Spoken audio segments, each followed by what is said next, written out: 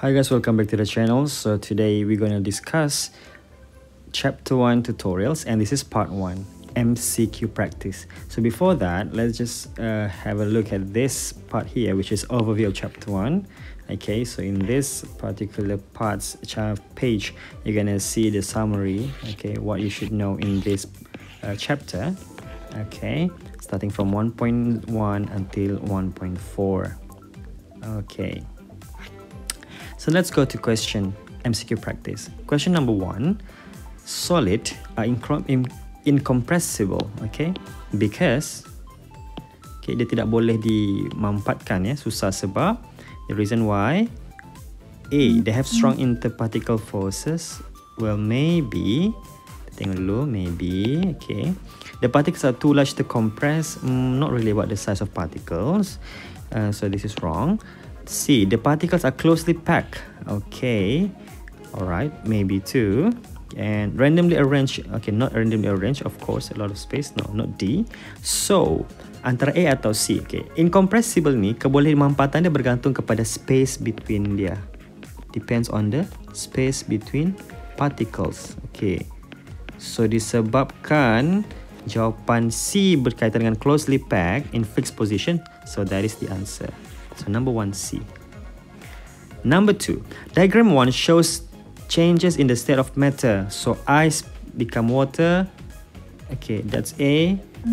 Okay, and then water becomes steam, B, and then so on. Okay, condensation is a process marked as. Okay, condensation adalah proses daripada liquid become gas. Is it? No, terbalik. Condensation is the other way around. It's gas become liquid. So gas become liquid, G become L. So ice adalah solid, water is liquid, steam adalah G, gas. So mana satu gas become liquid? Gas become liquid is D. So the answer is D. Okay, so number 3, what is process Q? Process Q adalah solid to liquid. Solid to liquid adalah peleburan, ya. It is called melting. So the answer is D. Number 4, diagram 2 shows a change in the state of matter. What is process W? Process W, okay, kalau kita tengok process W tu, dia daripada yang jarak-jarak begini. Okay, this might be a liquid. Okay, sebab dia tidak full kan. So liquid, and then dia jadi sangat jauh. Bila sangat jauh, okay, ini adalah apa ni? Sangat jauh ini, kalau kita tengok ini adalah gas, ya. So liquid to gas, itu adalah boiling. Exactly, that's boiling. Okay. Okay, moving on to number 5. Number 5, diagram 3 below shows the arrangement of particles that undergo process X. What is process X? So sekali lagi kita tengok di sini. So ini adalah sudah cantik di sana kan, dari liquid. Bukan, dari solid. And then ini adalah gas. Okay, solid direct turun pergi gas. Itu adalah dipanggil sebagai sublimation. Kena hafal. Kalau sebaliknya itu adalah deposition. Deposition. Okay, ingat tak? Ini. Okay, boiling. Kita tulis nota lah. Boiling adalah liquid to gas. Okay, sublimation, solid to gas. Condensation, gas to liquid. Melting, solid to liquid. Kena hafal tu. Okay. Number 6. Okay. Okay. Diagram 4 below shows a change in the states of matter. Daripada steam become water. So steam adalah gas become liquid. So gas become liquid is condensation, C. Okay. Number 7. The following information shows the properties of substance M. Okay, ini adalah chemical properties of substance M. Dia shiny, bersinar, malleable, okay, dan ductile, mudah ditempa, okay, dan juga mudah ditempa tadi boleh jadikan wire lah. Okay, dia boleh ditempa dan boleh di reshape, dan dia tidak rapuh lah maksudnya. Okay, kalau kita tengok substance M ni menunjukkan ciri-ciri metal sebenarnya. Okay, so that's why mana satu yang metal di sini? Antara magnesium, carbon, chlorine, sulfur. Jawapan dia adalah magnesium. Magnesium adalah group 2. Group 2 adalah metal. Kalau mau lebih tepat, dia adalah alkali earth metal. Okay, boleh ya. Okay, number 8. What is the characteristic of gold that makes it suitable? Okay, to be used as jewelry. Okay, baru je cerita tadi. Apakah ciri-ciri gold? Gold adalah sejenis metal yang menyebabkan dia senang dijadikan jewelry, perhiasan. Maksudnya dia boleh dibentuk-bentukkan, dibentuk jadi cincin, dibentuk jadi gelang, okay? Maksudnya dia boleh ditempa. That is, perkataan bahasa Inggeris adalah malleable, mudah ditempa. Okay? Reaktif tiada kaitan. Dull, tidaklah kan, kalau dull tu tidak cantik lah kan kalau jadi jewelry. Dull tu apa bahasa dull tidak cantik lah. Kalau brittle dia rapuh. Kalau rapuh habis emas kita bertuburai-burai kan. Jadi jawapan dia adalah A, malleable. Number 9. Which of the following is a characteristic of a non-metal? Non-metal lawan kepada metal. So tadi ciri-ciri metal ada di atas sudah kan. Shiny, malleable, ductile. So malleable, shiny, ductile ini semua ciri-ciri metal. So ciri-ciri non-metal adalah yang satu lagi ni, brittle, iaitu rapuh. Non-metal dia rapuh ya. Mudah hancur. Okay, number 9. So number 10. Table below shows physical properties of 4 elements. So KLMN. Okay, so low ductile strength. Low ductile. Okay, maksudnya dia bukan metal lah. Kalau dia ductile baru dia metal. Mesti ductile. Kalau low ductile tu tidaklah. Shiny surface itu adalah metal. Ductile itu adalah metal. Heat insulator. Okay, insulator ni adalah penebat haba. Metal bukan penebat haba. Metal dia adalah heat conductor. Okay, kena faham ya. Metal ada, so insulator adalah ciri-ciri non-metal, lawan kepada metal. Jadi dia tanya, which of the elements in the table are metals? So yang metal adalah L dan M. So B is the answer. Okay. Ingat, insulator adalah penebat haba. Kalau metal dia mesti lawan dia itu conductor, heat conductor ataupun thermal conductor. Heat ataupun thermal, sama maksud dia. Okay, haba. Okay, number 11. Which of the following is an example of physical change? Physical change. Okay, di sini saya bagi tahu cara mau tahu dia physical ataupun chemical senang je. Kamu fokus kepada keyword yang digunakan dalam soalan. Keyword, kata kunci dia. Okay, kata kunci physical change adalah seperti yang tadi, yang macam ini contohnya. Boiling, sublimation, condensation, melting, apa lagi, dan sebagainya lah yang physical change tu. Freezing. Jadi kalau guna perkataan rusting, berkarat, itu bukan physical change, itu chemical change.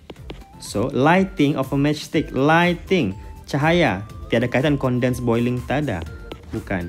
A piece of iron is tempered to make a knife. Okay, masih diragu. Tempered tu apa? Nanti dulu. Kan? Paper burn. Kalau burn itu terbakar. Terbakar confirm itu adalah chemical change. Burn, terbakar. Kalau something terbakar tu dia make chemical change lah, sebab dia akan hasilkan asap, benda lain. Dia akan hasilkan new substance. Okay, kalau kita tengok balik C, pilihan jawapan C. A piece of iron is tempered. Tempered ni maksudnya dia dipecahkan. Dibentuk semula. To make a knife. Dibentuk semula. Macam dibentuklah, ciri dia sebab dia malleable, dia mudah ditempa. So dia boleh dibentuk semula. Perkataan yang dia pakai dalam bahasa Inggeris di tempered. Okay, dibentuk. Dia boleh dibentuk semula. Jadi that's why, okay, that's why the answer is, kalau bila kita bentuk semula, basically kita masih lagi metal, masih lagi iron, cuma dia berubah shape kan. Maksudnya shape dia sudah berubah. So bila shape berubah, dia maintain dia punya physical change, physical states dia masih maintain solid, iaitu piece of iron. Tapi dia tukar shape sejak, maka dia adalah juga physical change. Boleh ya? So physical change, ubah shape atau ubah apa satu lagi tu? Ubah size. Okay. Number 12. Which of the followings are true about physical change? Okay, physical change. Okay, maksudnya kita tengok baca satu-satu. No, reversible and temporary. Physical change reversible and temporary. Betul? Dia boleh dipatah balik. Sebab macam contoh solid jadi liquid, boleh juga balik liquid jadi solid. So dia adalah reversible dan temporary. Okay. No change in chemical properties. Betul? Itu betul. Dia tidak perubahan sifat kimia, masih maintain.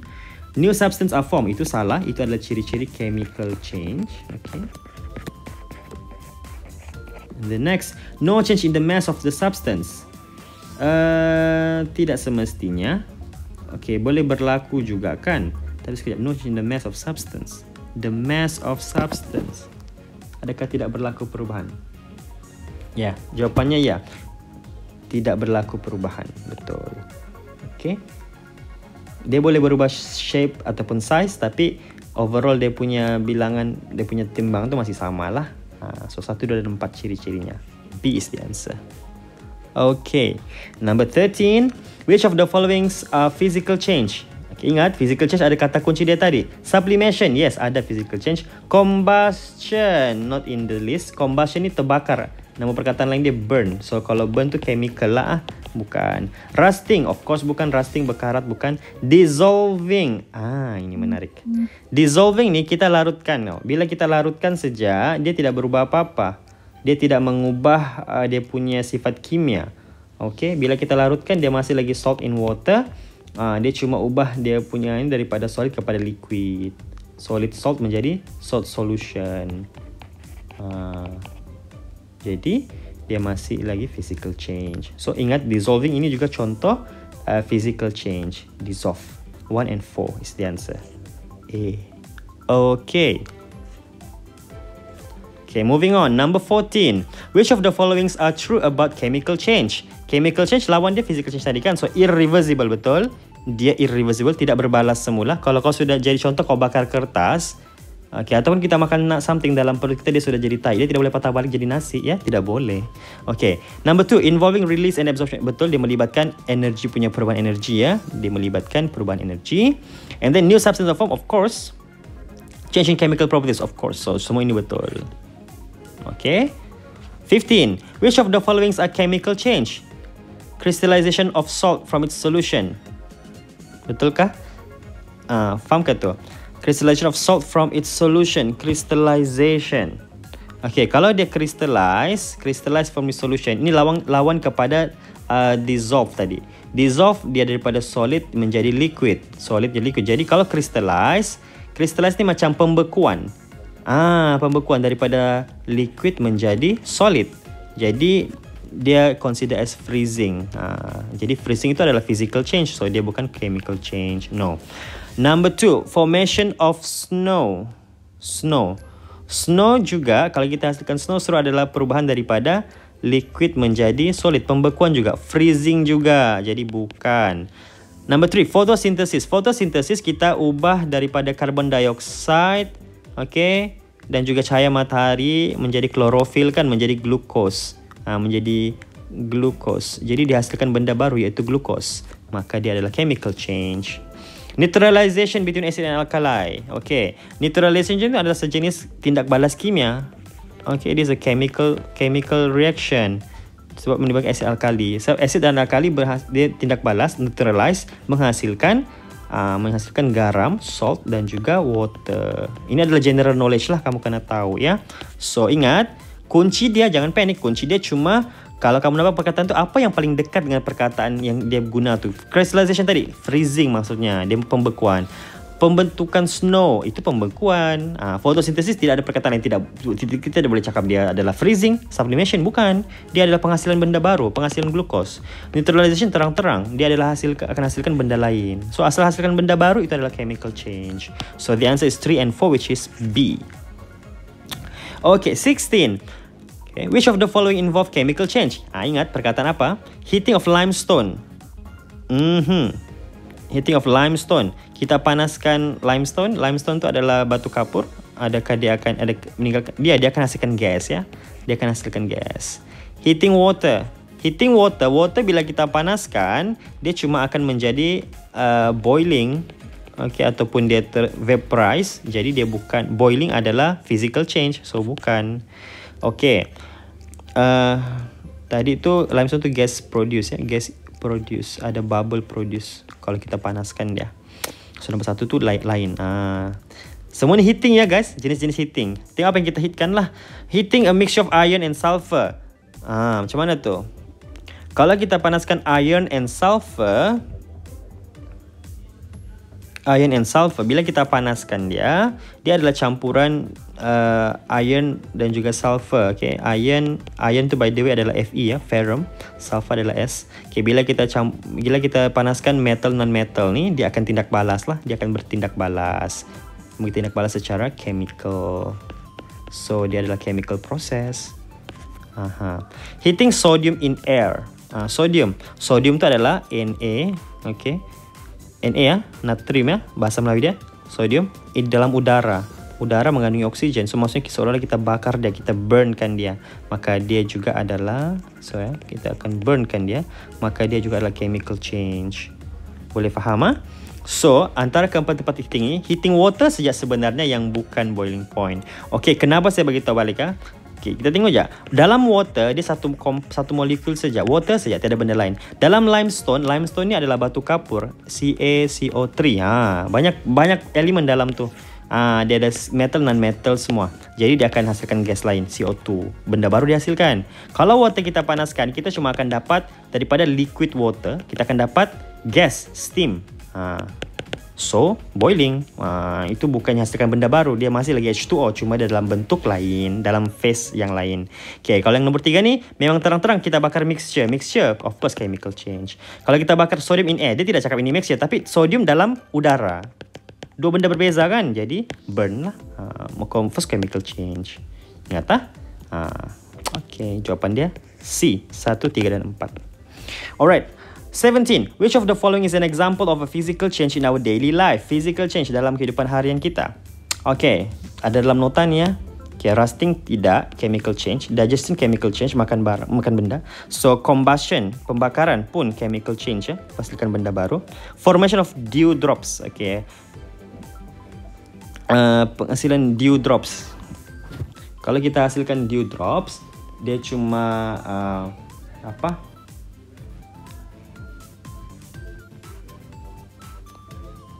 Okay. Dia water tu dia mengalami condensation. Apa tu? Embun. Embun. Okay, kadang-kadang bila water vapor tu condense, dia akan hasilkan dew drops. Jadi jawapannya condensation, dari situ dia punya kata kunci. Jadi jawapannya D lah. Physical change. Okay, which one of the following changes in the states of matter represent process of vaporization? Vaporization, vaporize adalah liquid to gas. Mana satu? Jawapannya D. Okay. Moving on, 19. Hampir sudah kita tamat nih, 19. Okay, which of the following is a chemical change? Chemical change, ingat, benda baru terhasil. Sugar plus water, sugar solution. Okay, ini ingat sugar plus water. Ini pelarutan saja kan, dissolve saja, tiada benda lain dihasilkan. Jadi inilah physical change. Dry ice, carbon dioxide gas. Dry ice, carbon dioxide. Ingat, ini adalah contoh ada dalam nota. Ini juga adalah physical change, yang mana ini dipanggil sebagai sublimation. Okay. Calcium plus water, carbon dioxide, calcium hydroxide plus hydrogen. Okay, ini dua benda berbeza. Tengok, calcium plus water jadi calcium hydroxide, hydrogen gas. Of course ini adalah chemical change. Dia hasilkan benda baru. Ini adalah totally benda baru, hydroxide. Tiada hydroxide di situ kan, perkataan hydroxide di awal-awal tu. Next, last kali D, ice become water. Ice become water. Itu adalah solid kepada liquid. Of course itu adalah physical change juga. Okay. So jawapan dia yang chemical change cuma C. 20. Which statement below is not true about physical change? Yang mana tidak betul tentang physical change? It does not produce new substance. Betul, dia tidak produce. Okay. It involve a change in the arrangement of particles. Betul, sebab kita ubah daripada satu phase kepada satu phase yang lain. Okay. Next, it does not involve absorption or release of heat.